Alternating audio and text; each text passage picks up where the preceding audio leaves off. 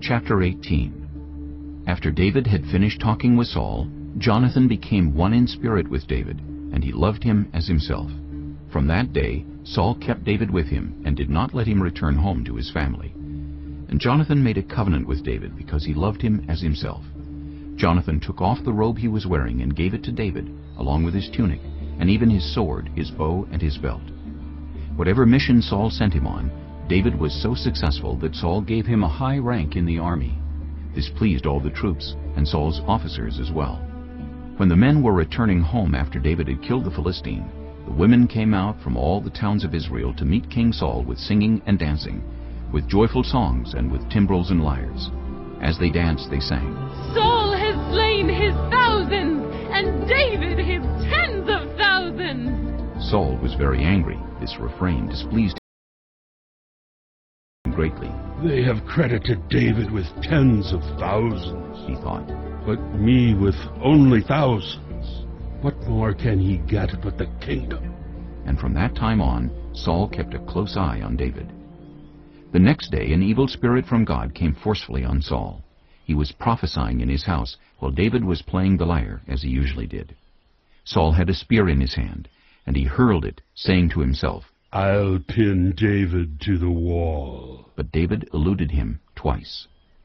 Saul was afraid of David, because the Lord was with David, but had departed from Saul.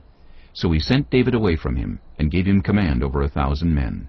And David led the troops in their campaigns. In everything he did, he had great success, because the Lord was with him. When Saul saw how successful he was afraid of him. But all Israel and Judah loved David, because he led them in their campaigns. Saul said to David, Here is my older daughter Merab. I will give her to you in marriage. Only serve me bravely, and fight the battles of the Lord. For Saul said to himself, I will not raise a hand against him. Let the Philistines do that. But David said to Saul, Who am I, and what is my family, or my clan in Israel, that I should become the king's son-in-law? So when the time came for Merab, Saul's daughter, to be given to David, she was given in marriage to Adriel of Meholah. Now Saul's daughter Michal was in love with David, and when they told Saul about it, he was pleased. I will give her to him, He thought, so that she may be a snare to him, and so that the hand of the Philistines may be against him. So Saul said to David, Now you have a second opportunity to become my son-in-law. Then Saul ordered his attendants, Speak to David privately, and say, Look, the king likes you, and his attendants all love you. Now become his son-in-law. They repeated these words to David, but David said, Do you think it is a small matter to become the king's son-in-law? I'm only a poor man and little known. When Saul's servants told him what David had said, Saul replied, Say to David, The king wants no other price for the bride than 100 Philistine foreskins, to take revenge on his enemies. Saul's plan was to have David fall by the hands of the Philistines. When the attendants told David these things, he was pleased to become the king's son-in-law.